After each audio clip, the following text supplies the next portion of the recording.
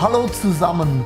Das Leben ist ein großartiges Geschenk von unserem Gott im Himmel. Unterwegs auf dem Lebensweg geht es manchmal steil bergauf und dann wieder so steil runter. Ja, es gibt Momente und Tage, da bin ich so richtig im Saft, ich fühle mich kraftvoll und in anderen Tagen schlapp und müde und ich weiß nicht warum. In den folgenden 8 Sendungen von Unterwegs mit Gott möchte ich dir zeigen, dass es lohnend wert ist, mit Gott unterwegs zu sein.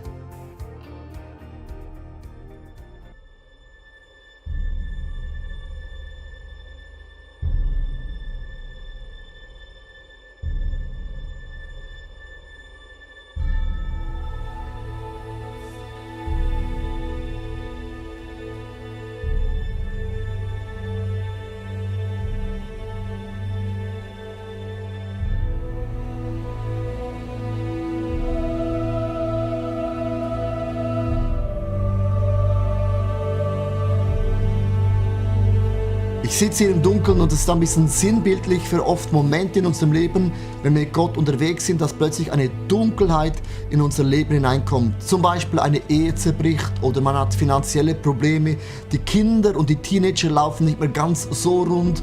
Plötzlich kommen einfach Schicksalsschläge, die haben wir nicht gesucht, für das haben wir nicht gebetet und wir verstehen oft Gott nicht. Und da ist die ganz entscheidende Frage, was bringt ein Licht in meine Dunkelheit hinein? Und Gott sagt, dass die Bibel, das Wort von Gott, ist wie ein Licht, das in die Dunkelheit Gottes Gedanken und Gottes Momentum in mein Leben hineinbringt. Die Bibel sagt in Psalm 119 in Vers 5, dein Wort ist wie ein Licht in der Nacht, das meinen Weg erleuchtet. Und wie cool ist das, dass Gott sagt, dass wenn wir die Bibel lesen, hat es einen ganz großen Gewinn für mein Leben, weil Gott beginnt, seine Gedanken und sein Licht in mein Leben hineinzuleuchten. Darum erstens, setze dein ganzes Vertrauen auf die Bibel, auf das Wort von Gott. Im Leben gibt es ganz verschiedene Fundamente, auf das wir unser Leben bauen können, aber es gibt 4 Fundamente, auf das sollten wir unser Leben nicht bauen. Zum Beispiel die kulturellen Trends in der Gesellschaft, was ist in und was ist wieder out. Wenn ich Fotos von meinem Leben anschaue von ganz früher, dann habe ich ein spezielles Foto und du siehst, die Kleider, die sehen heute zum Lachen aus wie so ein bunter Papagei, aber dazumal der Kleiderstil war total in und vieles von heute war total out. Du merkst, in und out ist nur eine Frage der Zeit. Was heute in ist, ist in ein paar Jahren total out. Du merkst, die Kultur da als ein Fundament in meinem Leben zu haben, ist sehr wackelig. In und out kommt und geht sehr schnell. Ein anderes Fundament sind Traditionen und Gewohnheit. Das ist so, gibt so Sicherheit und eine Konstante im Leben. Aber der Punkt ist, dass auch diese Dinge sind vergänglich, weil was vor 100 Jahren Tradition gewesen ist, mag heute schon nicht mehr Tradition sein. Und am Ende hat Gott nochmals eine ganz andere Sichtweise über viele Dinge in unserem Leben, weil die Bibel sagt, Gottes Wort ist ein Fundament durch alle Jahrzehnte, Jahrhunderte, Jahrtausenden hindurch. Das Wort von Gott ist immer das Gleiche. Gestern, heute bis in alle Ewigkeit. Ein anderes Fundament, auf das wir nicht unseren Glauben bauen sollten, ist unser Verstand. Jetzt sagst du vielleicht, aber Leo, das ist doch gefährlich. Das bedeutet doch nicht, wenn du gläubig wirst, dass du deinen Verstand an der Garderobe abgibst. Ich meine mehr mit dem, dass die Bibel hat zum Teil Prinzipien, zum Beispiel, wer gibt, bekommt. Und rein im Verstand macht das mathematisch überhaupt keinen Sinn. Du merkst, beim Geben geht mein Verstand schon gar nicht auf. Und darum sagt die Bibel, mein Verstand kann mich auch belügen und ein falsches Bild geben über die Prinzipien von diesem Wort von Gott im Himmel. Ein anderes Fundament, auf das wir wirklich nie bauen dürfen, das sind die Gefühle. Schau, Gefühle kommen und gehen, die sind wie eine Achterbahn. Einmal sind die Gefühle oben, dann ist alles wunderbar und paletti, manchmal sind sie unten und dann ist gar nichts mehr gut. Mit anderen Worten, wir dürfen nicht unser Leben, unser Glauben an den Gefühlen dranhängen, sondern die Bibel sagt, die Tatsachen Gottes wie eine Lokomotive. Die Bibel ist wie eine Lokomotive, es zieht mein Leben, aber nicht die Gefühle dürfen mein Leben ziehen. Und darum sagt die Bibel, das Wort von Gott ist ewig gültig seit Generationen bis das Ende von unserem Leben. Die Bibel gibt mir Sicherheit und Halt, besonders auch bei den Themen, bei denen alle möglichen Meinungen herrschen. Beispielsweise als Teenager habe ich mir meine Gedanken gemacht über meine Sexualität, wie ich die leben möchte. Und da gibt es ja bekanntlich alle möglichen Meinungen. Medien sagen was, Freunde, Bekannte. Und so habe ich in dem Rummel drin mir überlegt, ja, was sagt die Bibel? Habe dann an die 10 Gebote gedacht, an Jesus, wie er einiges sagt über dieses Thema. Und vor allem für mich inspirierend das Ehepaar Josef und Maria. Anhand von den Bibelstellen und diesem Vorbildspaar habe ich mir fest vorgenommen, meine Sexualität in der Ehe auszuleben und nicht schon vorher. Das habe ich dann gemacht, mit 25 geheiratet und weiß heute, dass das der beste Weg ist.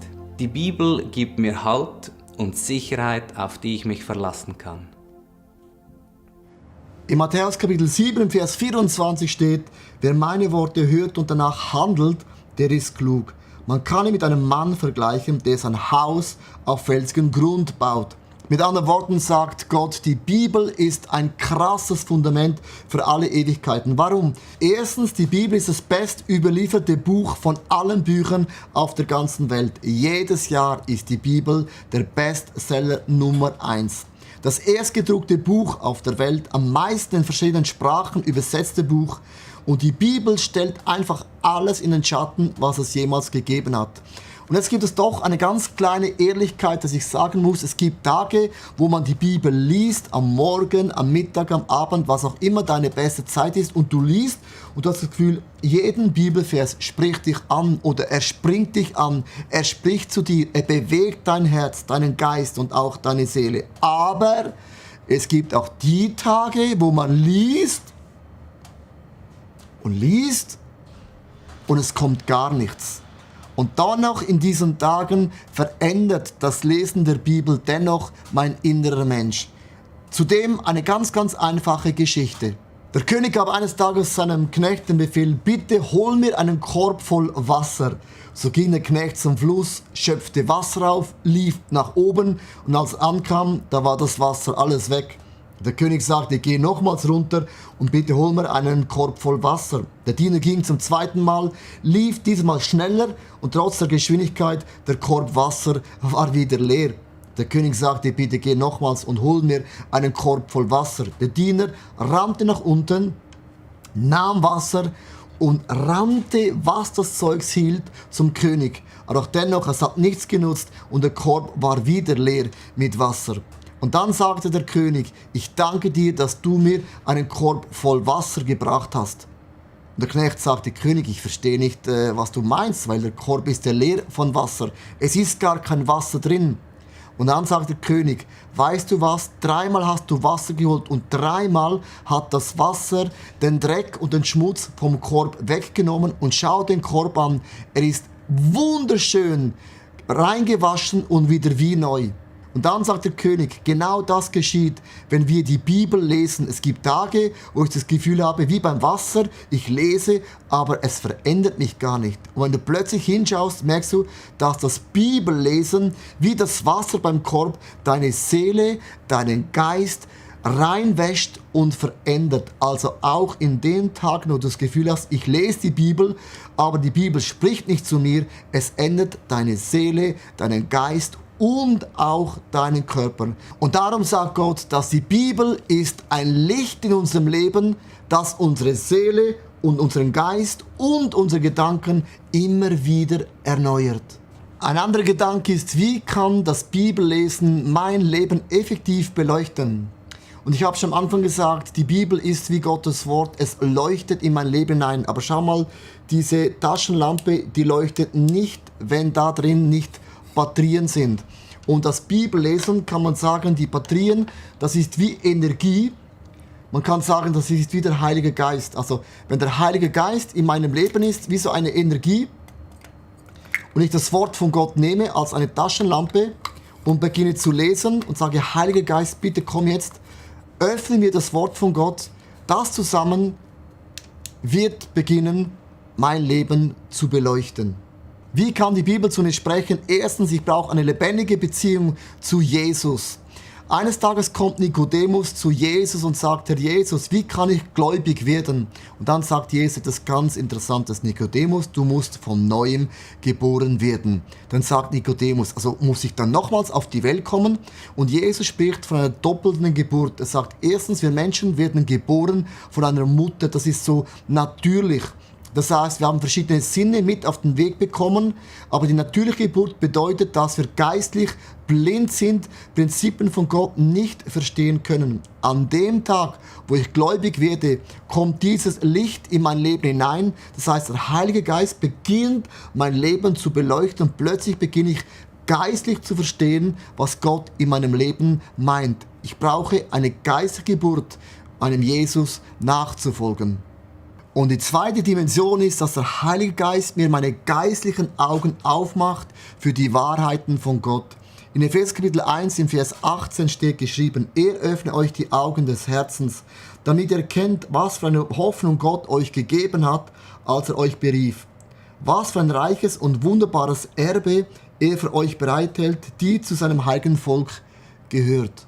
Wenn du in deinem Leben in einer Situation bist, wo alles dunkel ist und du siehst nicht mehr durch, dann kannst du das eine wissen, die Bibel ist ein Buch, wo du mit dem Autor ganz persönlich sprechen kannst. Die Bibel erleuchtet, erklärt und beleuchtet einen neuen Weg, den du vorher gar nicht gesehen hast. Stehst vor einem unüberwindbaren Berg. Du weißt nicht mehr, wie kann ich mein Problem oder dieses Problem lösen.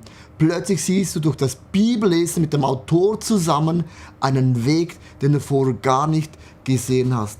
Darum sagt die Bibel, werf all deine Sorgen auf den Autor, denn der Autor, der kennt und weiß und sieht diesen einmaligen Weg. Darum ist das Bibellesen etwas Gewinnbringendes, es bringt Licht in deinen Weg.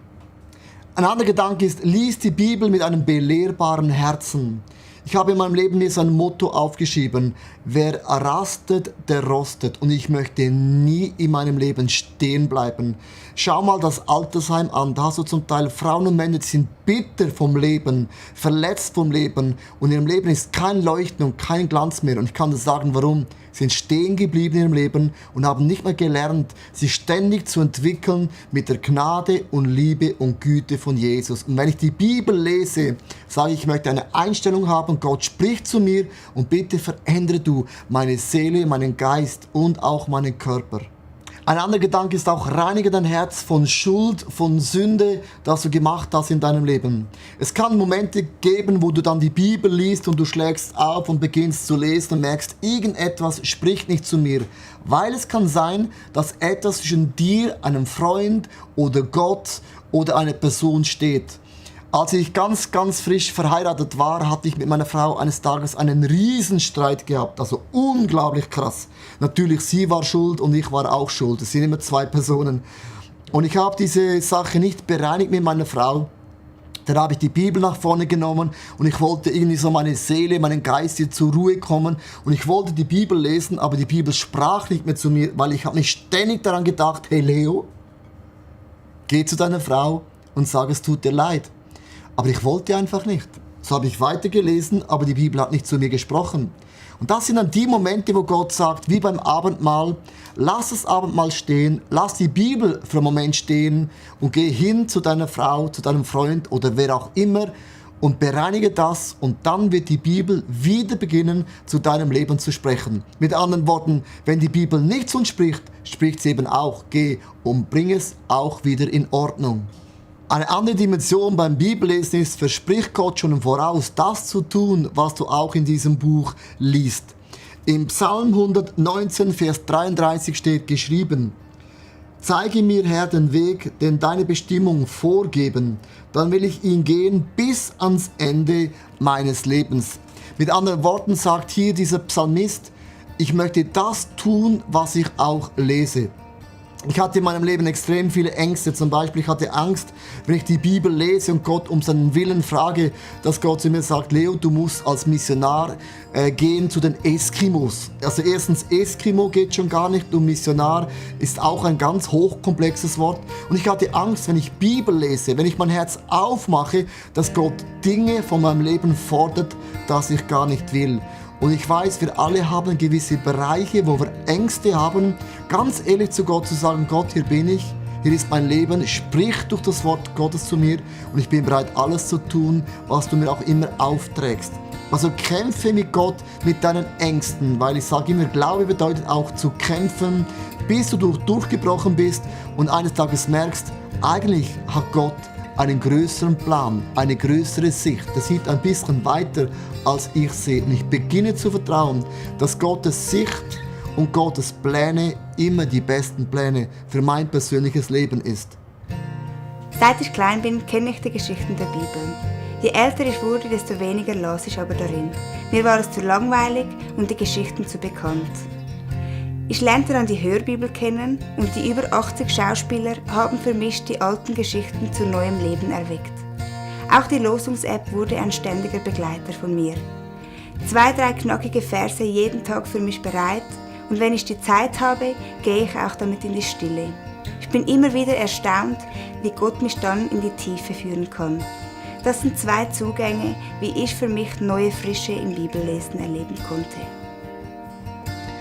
Man kann die Bibel lesen, man kann die Bibel auch hören. Da gibt es CDs, Podcasts, ganz viele Tools im heutigen Internetbereich.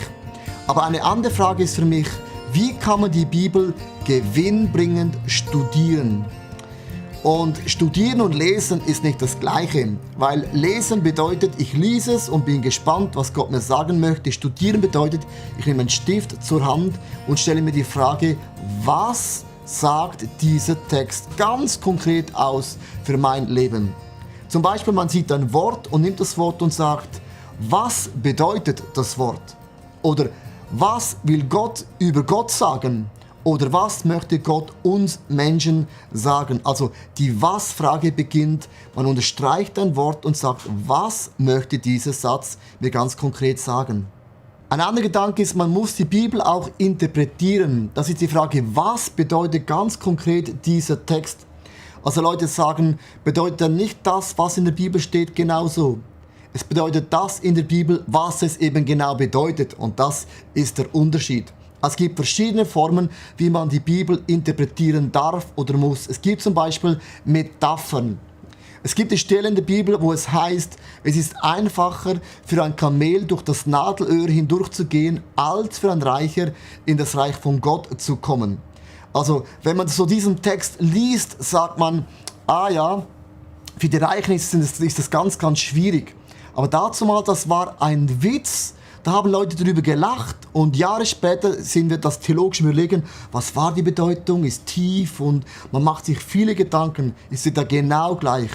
Wenn ich heutzutage in die Bibel reinschreiben würde, er hat sich das Bein ausgerissen, dann sagen wir übersetzt, er hat sich so Mühe gegeben, hat sich so krass angestrengt. Heute versteht das jede Person. Aber in 100 Jahren sagen Leute, er hat das Bein ausgerissen. Oh, was bedeutet das? Und du merkst, das sind Metaphern, die man immer überlegen muss. Was hat die Person dazu mal sagen wollen? Was war die Kultur? Wie haben Leute gedacht? Und dann muss man das überlegen, was heißt es konkret für die heutige Generation. Eine andere Sache, um die Bibel zu interpretieren, das sind historische Fakten. In Lukas Kapitel wird die Geschichte vom Samariter erklärt. Ein Mann geht die Straße, wird zusammengeschlagen und ein Samariter hilft ihm. Und jetzt kommt die historische Frage, wer sind die Samariter? Wer sind die Pharisäer? Und was haben diese Gruppen genau zu tun in der damaligen Zeit? Du merkst, die historischen Fakten sind matchentscheidend, was die Bedeutung einer Geschichte ist. Um die Bibel zu interpretieren, gibt es aber auch die Übersetzungsfeinheiten. Das zum Beispiel das Wort im Hochdeutsch Liebe. Braucht man im Griechischen bereits schon 3 Begriffe. Agape steht für die bedingungslose Liebe, die ist von Gott. Eros für die sexuelle Liebe und Phileo ist für die brüderliche Liebe.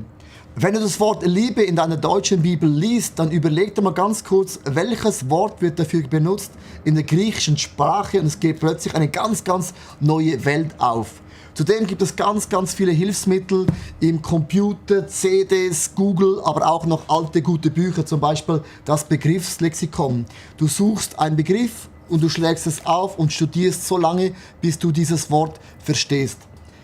Das Lexikon zur Bibel ist eine Sache. Für die, die gerne den Urtext haben, kann man ein bisschen Hebräisch und Griechisch lesen und genau wissen, das ist der Urtext, das ursprüngliche Wort von Gott gemeint. Du merkst, es gibt so viele dicke Bücher, Computer, Google, CDs, also nutz alles, was du hast, um in die Tiefe hineinzugehen. Bei diesem Bibelstudium bedeutet, man nimmt einen Stift und beginnt zu studieren, was hat dieser Text gemeint. Und du wirst merken, Schätze gehen auf, Türen öffnen sich und es ist eine ganz neue Dimension, wie die Bibel beginnt, dein Leben ganz, ganz reicher zu machen. Um die Bibel zu interpretieren, gibt es einen wichtigen Grundsatz: Diskutiere es mit deinen Freunden. Wenn Juden die Bibel zusammen lesen oder zusammen studieren, ist es immer eine Diskussion. Man hat nie die Bibel alleine ausgelegt. Man hat diskutiert, wie siehst du es?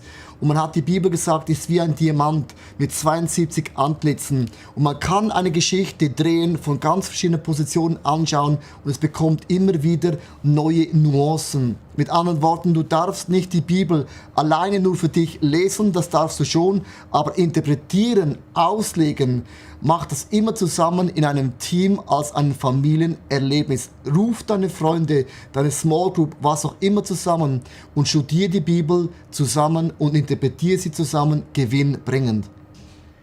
Die Bibel ist für mich das Fundament als Christ.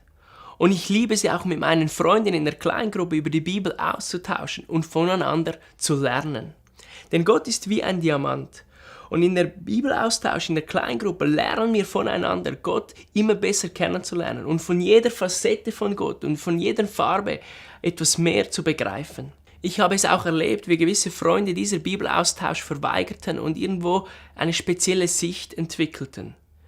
Daraus habe ich gelernt, dass die Einheit in einer Gruppe nicht durch eine gemeinsame Lehre oder Sichtweise besteht, sondern in der Liebe. Eine andere Sache beim Bibellesen ist diese Frage, wie kann ich das Gelesene konkret anwenden für mein persönliches Leben?